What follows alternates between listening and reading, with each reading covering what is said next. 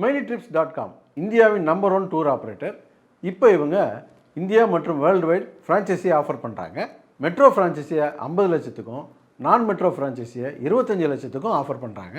நீங்கள் one time franchisee எடுத்து life long Smiley ட்ரிப்ஸோட ஃப்ரான்ச்சைஸியை ரன் பண்ணலாம். மேலும் அந்தமான் டூர் பேக்கேஜஸை அஃபோர்டபுள் ப்ரைஸுக்கு தர்றாங்க.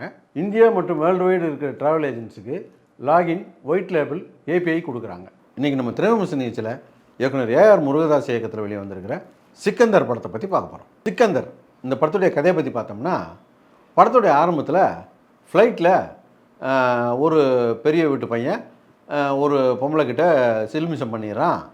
அதை நம்ம ஹீரோ பார்த்துட்டு அவனை செம போல் பொழந்துடுறாரு. பொழந்த உடனே அந்த பையன் ஊரில் போய் அவங்க அப்பா கிட்ட சொல்லிடுறான். அவங்க அப்பா யாருன்னா ஒரு மந்திரி. அவர் நம்ம பையன் மேலே கையை வச்சவொடனே சும்மா விடக்கூடாது, அவன் எங்கே இருந்தாலும் போய் தூக்கிட்டு வாங்க அப்படின்னு ஆள் அனுப்பி விட்றாரு. அவனுங்க போலீஸ்காரன் கிளம்பி சல்மான் கானை அரெஸ்ட் பண்ணுறதுக்கு கிளம்பி வர்றானுங்க. இங்கே வந்து பார்த்தா தான் தெரியுது, அவர் ஒரு ராஜ பரம்பரையை சேர்ந்தவர், பெரிய செல்வாக்குள்ள ஒரு ஏரியாவில்.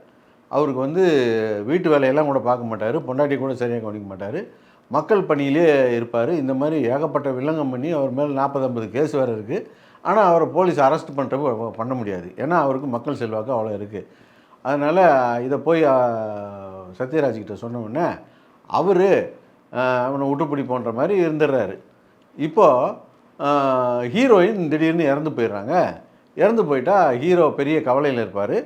கவலையில் இருந்தவர் ஒரு நாள் திடீர்னு ஒரு யோசனை வந்து, ஹீரோயின் வந்து இறக்கும்போது என்ன பண்ணியிருப்பாங்கன்னா, அவங்க பாடியை டொனேட் பண்ணியிருப்பாங்க ஹாஸ்பிட்டலுக்கு.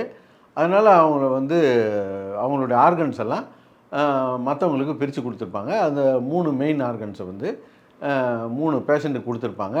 அந்த 3 பேர் யார் அப்படின்னு கண்டுபிடிச்சி அவங்கள போய் பார்த்துட்டு வரலாம் அப்படின்னு சொல்லிட்டு ஹீரோ கிளம்பி பாம்பேக்கு வர்றாரு. அதில் ஒரு பையன் ஸ்லம்மில் இருக்கான், ஒரு பொண்ணு வந்து அக்ரகாரத்தில் இருக்குது, இன்னொரு பொண்ணு இன்னொரு இடத்துல ஹார்ட் ஆப்ரேஷன் பண்ணியிருக்கு. இந்த 3 பேரையும் சந்திக்க வரும்போது இப்போது வில்லன் பார்த்துட்றான். வில்லன் பார்த்துட்டு ஹீரோவை கட்டம் கட்டுறான். அதுக்கப்புறம் என்னாச்சு அப்படின்னு தான் இந்த படத்துடைய கதை. கதை எப்படி வேணால் இருந்துட்டு போட்டோம், திரைக்கதைன்னு ஒன்று இருக்கணும்ல. திரைக்கதைன்னு ஒன்று இல்லவே இல்லை, ஃப்ளாட்டாக எடுத்து வச்சுருக்குறாங்க. அப்புறம் இந்த மாதிரி படங்களில் நம்ம வழக்கமாக சொல்கிறது தான், வில்லன் கேரக்டர் நின்னால் தான் படம் நிற்கும்ன்ட்டு. இது நம்ம ஏஆர் முருகதாஸுக்கு சொல்லவே தேவையில்லை. நம்ம ஏஆர் முருகதாஸ் படங்களில் வில்லன் கேரக்டர் எவ்வளோ ரசிச்சிருக்கோம். கஜினியாக இருக்கட்டும், துப்பாக்கியாக இருக்கட்டும், ஒரு ஏழாம் அறிவாக இருக்கட்டும், எந்த மாதிரியான வில்லன் கேரக்டர் எல்லாம் இந்த படத்தில் பார்த்தீங்கன்னா வில்லனுக்கு வேலையே இல்லை. ஃபஸ்ட்டு வில்லன் சின்ன வில்லன் போய் அடி வாங்கிட்டு வந்துடுறான். பெரிய வில்லனுக்கு தெரிஞ்ச உடனே அவர் செய்கிற ஒரே வேலை, போலீஸ் எல்லாம் கூட்டி வச்சுக்கிட்டு எப்படியா அவனை பிடிச்சிட்டு வந்துடுங்க அப்படின்றாரு. அவங்க எப்போவுமே இப்போ பிடிக்கவும் இல்லை. அப்புறம் பார்த்தீங்கன்னா கடைசியாக ஹீரோ ஹாஸ்பிட்டலில் வச்சு அடிக்கிறதுக்கு ஆள் அனுப்பி விட்றாரு. இவ்வளோ தான் வில்லத்தனம். இது ஒரு பெரிய டைரக்டர் படம் இல்லையா, அதனால் அவங்க ஒரு சாதாரண கதையை எடுத்தால் கூட அந்த சாதாரண கதையை இவ்வளோ வித்தியாசப்படுத்தி பண்ணியிருப்பாங்க அப்படின்ற ஒரு கற்பனையோடு தான் நம்ம உட்காந்து படத்தை பார்ப்போம். ஒரு சீனில் பார்த்தா ஹீரோவும் ஹீரோயின் இருக்கும்போது ஹீரோயினுக்கு ஒரு அதிர்ச்சியான ஒரு ஃபோன் வரும். இப்போது ஹீரோ கூட பேசிக்கிட்டே அவங்க வாட்ஸ்அப்பில் டைப் பண்ணிக்கிட்டே வருவாங்க. டைப் பண்ணிக்கிட்டே வந்துட்டு நான் மெசேஜ் லொக்கேஷன் அனுப்புகிறேன் அப்படின்னு சொல்லிட்டு லொக்கேஷன் அனுப்புவாங்க. அந்த லொக்கேஷனுக்கு பார்த்தா வில்லனுக்கு வந்துடுவானுங்க.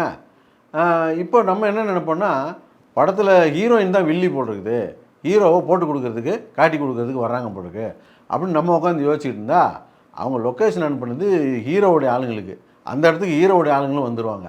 நம்ம இப்போ யோசித்தோம்ல ரிவர்ஸில், அந்த அளவுக்கு கூட இந்த படத்தில் இவங்க யோசிக்கவே இல்லை. அதே போல் இடைவேளைலாம் ஹீரோ பாம்பேலேருந்து கிளம்பி சொந்த ஊருக்கு போகிறாரு அப்படின்ன உடனே அவரை ஃபோன் பண்ணி உஸ்பேத்தின உடனே திரும்பி அவர் பாம்பேக்கே வருவார். வந்து பாம்பேயில் காலடி எடுத்து வைப்பார். இப்போ திருப்பாச்சி மாதிரி வந்து தொடச்சி எடுக்க போகிறாரு வில்லைங்களெல்லாம் அப்படின்னு நினச்சா, அதுக்கப்புறம் ஒன்றும் இல்லை, புஷ்குன்னு தான் போயிடும் படம். அப்புறம் இது சல்மான் கான் படம், பெரிய படம் அப்படின்னு சொல்லி தான் போகிறோம். ஆனால் இந்த படத்துக்கு பெரிய மைனஸே சல்மான் கான் தான். அவர் 10 பைசா கூட இந்த படத்தில் நடிக்கலை. பார்த்தீங்கன்னா கொஞ்சம் நெஞ்சம் எக்ஸ்பிரஷனை காட்டுறாரு படத்தில். அதையும் இந்த வயசாகி போச்சு இல்லையா, மூஞ்சில் இருக்க சுருக்கத்தெல்லாம் எடுக்கிறேன், டிஏஜிங் பண்ணுறேன்னு சொல்லிவிட்டு சுத்தமாக அதை பூரா வலிச்சு எடுத்துடுறானுங்க. இருக்கிற கொஞ்சம் நெஞ்சம் எக்ஸ்பிரஷனும் காணாமல் போயிடுச்சு. அப்புறம் பார்த்தீங்கன்னா படத்தில் டான்ஸ் ஆடுறாரு, டான்ஸு வரவே மாட்டேங்குது. ஃபைட் பண்ணுறாரு, சும்மா கடப்பாறை முழுங்கின மாதிரி நின்றுக்கிட்டு அவர் பாட்டு நின்றுக்கிட்டு தான் இருக்கார். அவனா வந்து விழுந்து அடி வாங்கிட்டு போயிடுறான். இப்படி தான் ஃபைட்டெல்லாம் போய்கிட்டு இருக்குது. அப்புறம் பார்த்தீங்கன்னா வழக்கமாக சல்மான் கான் படம்னா நம்ம சொல்லுவோம் சாம்பார் வேலையை தூக்கிட்டு நடக்கிற மாதிரி நடக்கிறாரு. தேவை இருக்கோ தேவையில்லையோ கமலஹாசன் படம்னா அதில் பேண்ட் அவுக்கிற மாதிரி சீன் இருக்கும். அதே மாதிரி சல்மான் கான் படம்னா தேவை இருக்கோ தேவையில்லையோ சட்டையை அவுக்கிற மாதிரி சீன்லாம் இருக்கும் அப்படின்னு அடிக்கடி நம்ம சொல்லுவோம். அதே மாதிரி இந்த படத்தில் சட்டையை அவுக்கிறதுக்கு போனார், ஆனால் அவுக்காம விட்டார். அது ஒரு நல்ல விஷயமா இருந்தது. ஹீரோயின் இறந்து போயிடுறாங்க. அவங்களுடைய ஆர்கன்ஸ் எடுத்து மற்றவங்களுக்கு பொருத்துறதுக்கு கொடுத்துட்றாங்க. இதுக்கப்புறம் கர்மதிலாம் முடித்து ஹீரோ ரொம்ப ஃபீல் பண்ணி அப்புறம் கொஞ்ச நாள் கழித்து ஊரை விட்டு கிளம்பி பாம்பேக்கு வர்றாரு. அப்புறமும் இவங்களுக்கு ஆர்கன் எடுத்து பொருத்திக்கிட்டு இருக்காங்க. ஒருத்தருக்கு ஒரு அம்மாவுக்கு வந்து கண்ணை பொருத்தி கண்ணு நல்லாவே தெரிய ஆரம்பிச்சிச்சு. ஒருத்தன் பிளாஸ்டர் போட்டு சுற்றிக்கிட்டு இருக்கான். இன்னொரு அம்மாவுக்கு இப்போ தான் ஆப்ரேஷனை பண்ண போகிறாங்க. இந்த உறுப்புலாம் மாற்றுறதுனா ஒரு குறிப்பிட்ட நேரத்துக்குள்ளே மாற்றணும்னு சொல்லுவாங்க இல்லையா, அதெல்லாம் இருக்கா இல்லையான்னு தெரியல. எந்த லாஜிக்கும் இல்லாமல் படத்தை எடுத்து வச்சுருக்காங்க. அதுபோக இந்த ஆர்கன் வாங்கினவன் எவ்வளோ நன்றியோடு இருக்கணும். எவனுமே ஒரு பொறுப்பு இல்லாமல் அவன் பாட்டுக்கு இருக்கான். கடைசியாக அவங்களுக்கு அதை விளக்குறோம்னு சொல்லி இந்த தெலுங்கு படத்தில் மாதிரி இவர் எப்பேற்பட்ட மனுஷன் தெரியுமா அப்படின்ட்டு இவரை புகழ்கிறாங்க. அப்படியே அவர் நடிக்கிறாரு. அந்த சீன்லாம் பார்த்தா ரொம்ப கேவலமாக இருந்தது. இந்த படத்தில் ஒர்க் பண்ண எல்லா டெக்னீஷியனுமே நல்ல டெக்னீஷியன் தான் போட்டிருக்காங்க. ஆனால் எல்லாருமே வேண்டா வெறுப்பாக வேலை பார்த்த மாதிரி தான் இருக்குதே தவிர எதுவுமே ஒரு குறிப்பிடும்படியாக இல்லை. நல்லா யோசித்து ஒரு சீனாவது நல்ல சீனா அப்படின்னு சொல்லிடலான்னு பார்த்தா அப்படி சொல்கிறதுக்கு எதுவுமே இல்லை. அவ்வளோ மோசமாக இருக்குது. நேரத்துக்கும் காசுக்கும் பிடிச்ச கேடு தான் இந்த படம். Smiley Trips, your own travel company with only 25 lakhs.